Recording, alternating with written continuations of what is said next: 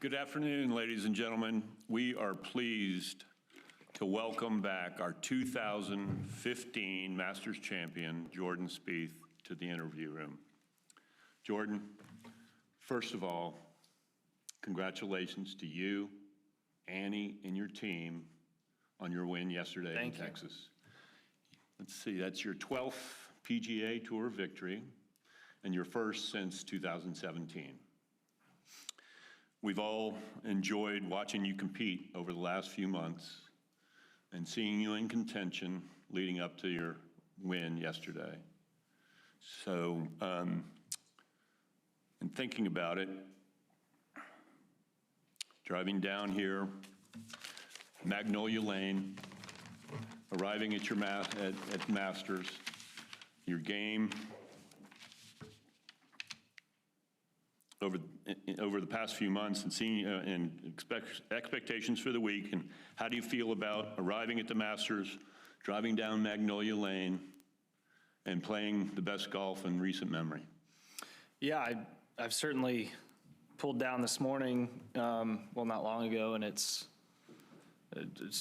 probably, you know, when you're coming in form, it's a good feeling when you arrive here, and I've had that a few times. I've had it where, you know, I've pulled down after missing a cut or not playing well leading up to it, and still played well here too. So it just, I love being here, love being on the ground. It's my favorite tournament in the world. I've expressed that many times in here. But yeah, yesterday was a great day. That was a lot of fun, being in contention, having the putts kind of go in.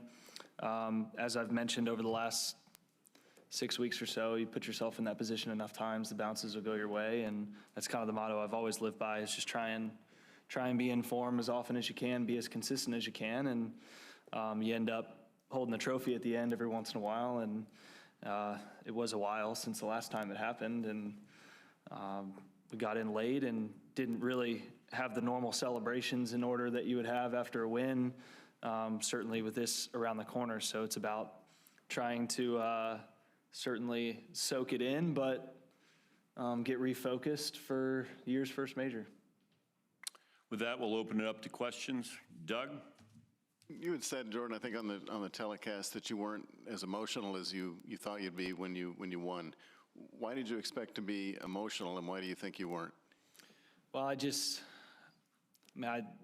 thought that I'd kind of have a lot of the memories of the downs and the struggles, and then the climb back, and really the progress and the momentum over the last, few months. All that kind of hit me, and it just kind of was like a one-footer to win. And and then I saw Annie, and I got pretty emotional when that happened. She was pretty emotional, and I think, I was happy that I didn't, that it didn't hit me that hard, that it felt more normal, that it felt like me, like that's where I'm supposed to be. This is who I am. And sometimes you lose confidence, and you just kind of, a little chink in the armor here and there. And that's kind of what I had experienced. And so it was nice to kind of, I guess, feel normal towards the end of the round yesterday. I mean, it was a grind, but to make birdies closing out was really fun on a pretty difficult track. And then here and there, it's hit me a little bit, but all in all, I mean, it's about refocusing here and taking it the next step. I mean, I feel it's actually been a lot easier for me to, over the last kind of 12 hours, to just look forward versus kind of looking back, I guess. And that's exciting. I mean, I just feel like there's quite a few things that I still need to really improve on and get better. And I felt that over the weekend. I felt that, it wasn't the best my swing felt. It wasn't the best my stroke felt. There are times and ways that I can take a step forward and feel better and produce better golf shots consistently and produce better strokes. And it was pretty awesome when I look back and think, there's a next level that I've been at that I'm still searching for right now. Jimmy? Jordan, congratulations, first of all. I've got two questions. I'll try and jam them both in here now. Why do you think you play so well here? Number one, historically you have. And can you look back over the last 4 years and pick a point that was the lowest point for you emotionally? Because you said yesterday was monumental.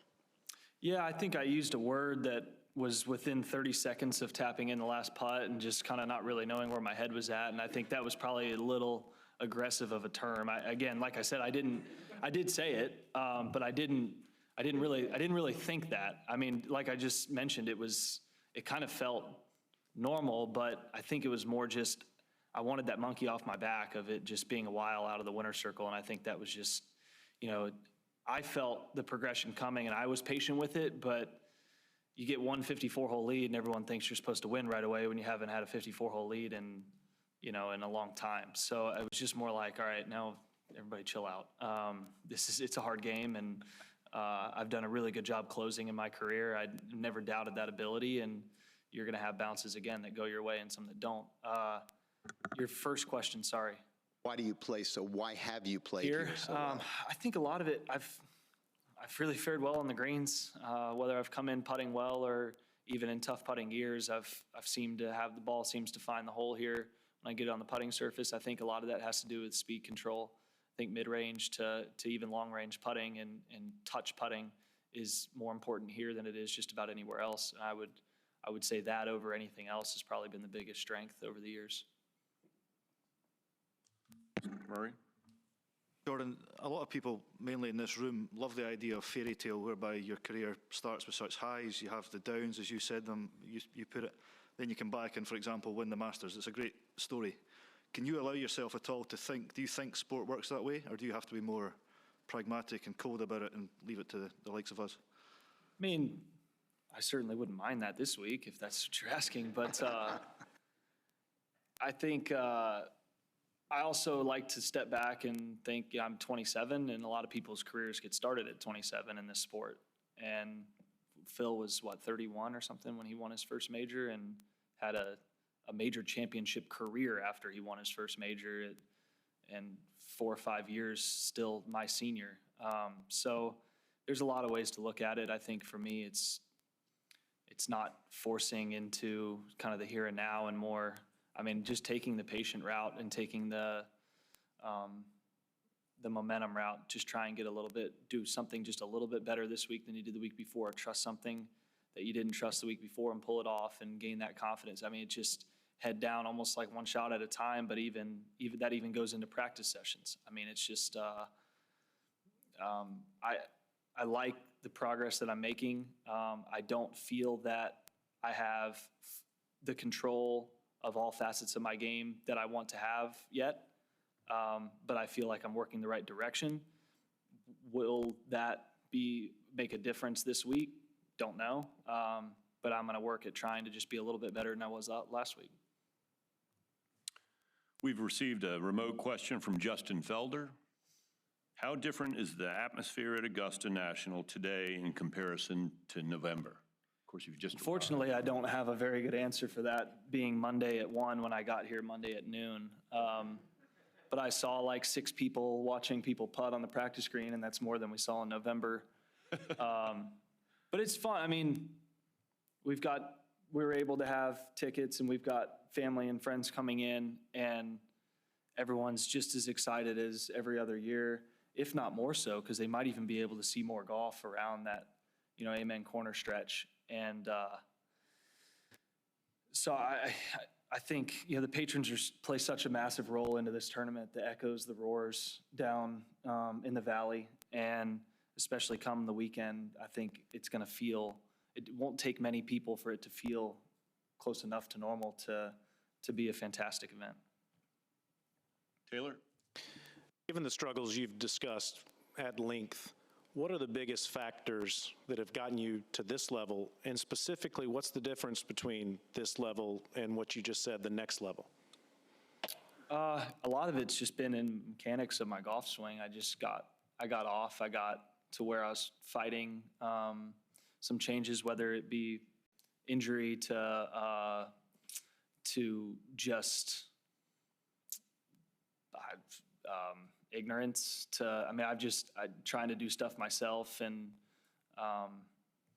I just got off mechanically to where I essentially was late into the golf ball and just had bad, inconsistent deliveries that led to inconsistent golf and had to save stuff with my hands.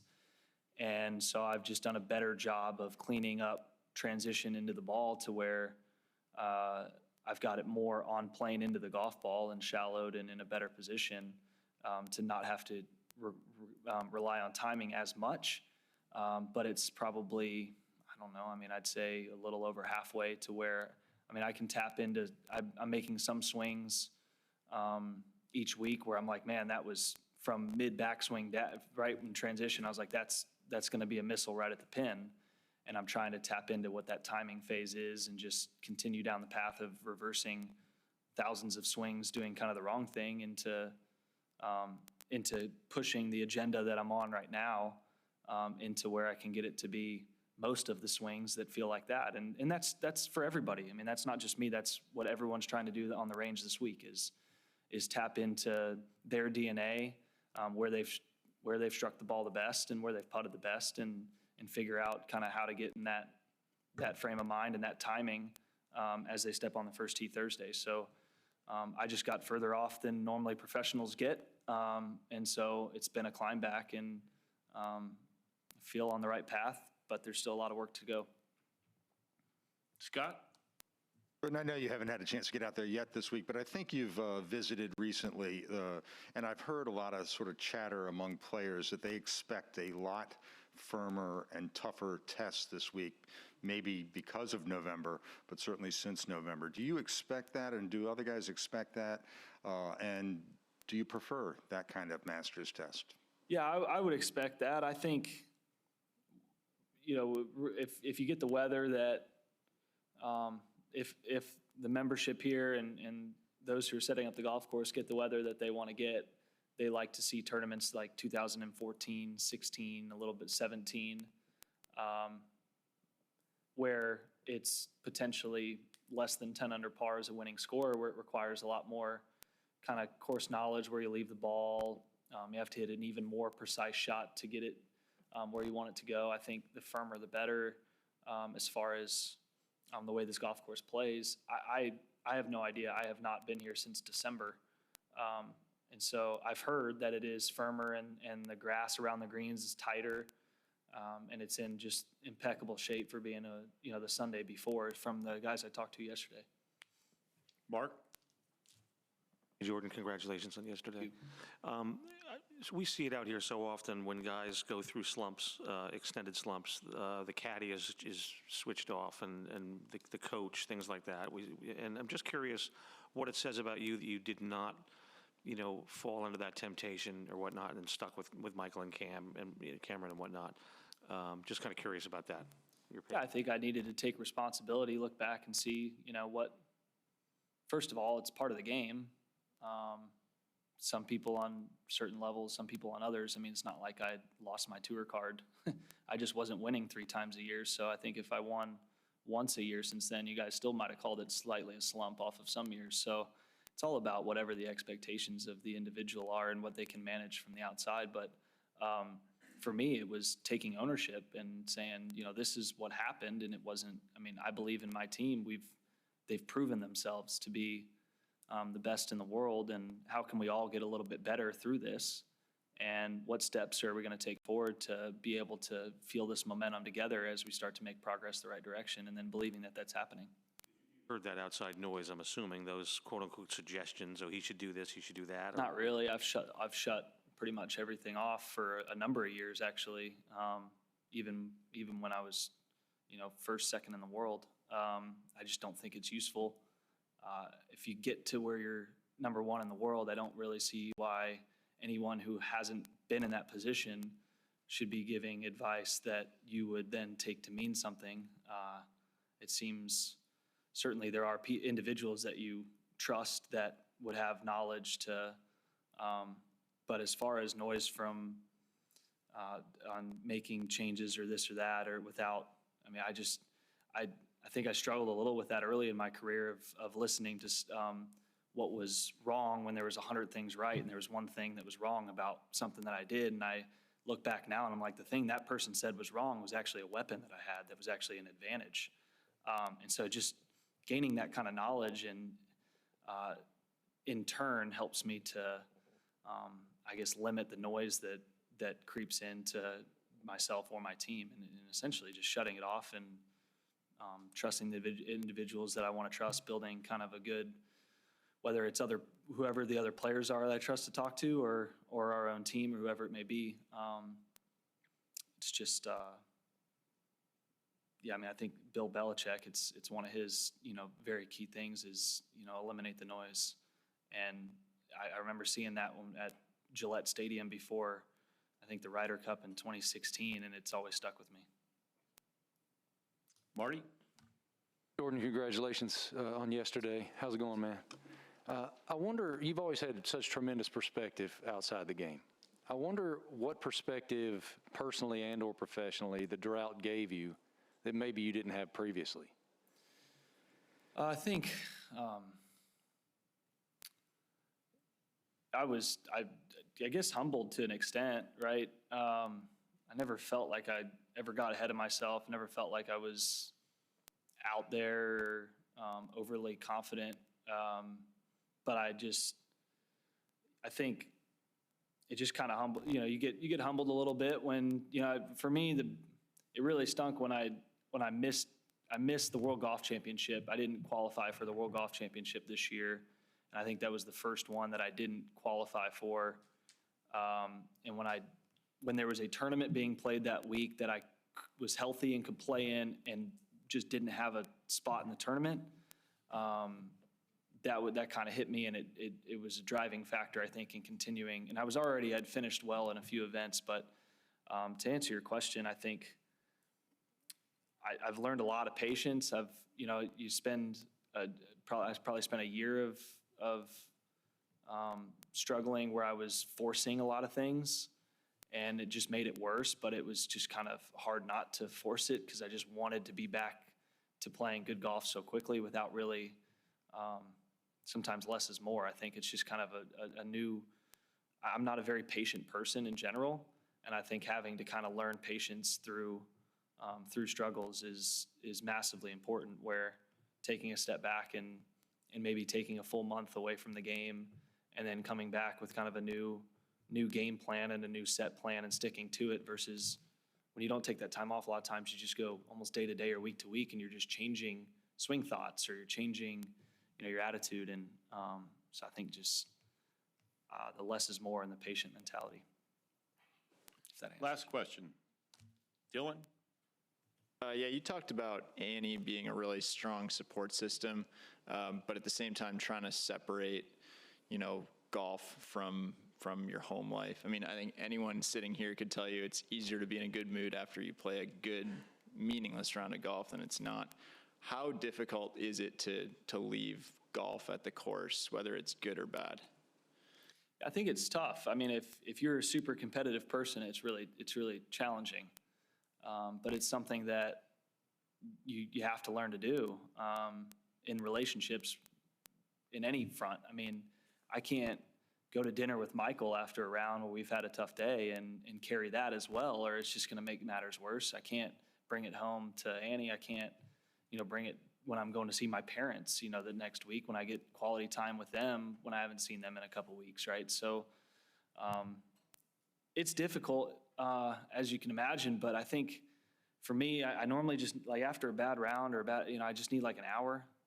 And I think I've done a good job of learning how to kind of decompress and then being able to move on and kind of just be normal, and then have the next day be a new day. Do in that hour, or you just need a little buffer zone? Yeah, I just break everything. No, I just, it's just more, just quiet the mind down, do some breathing, just a little meditation, whatever it may be, and just kind of hit the reset button. Thanks, Jordan. Jordan, thank you, and good luck this week. Thank you.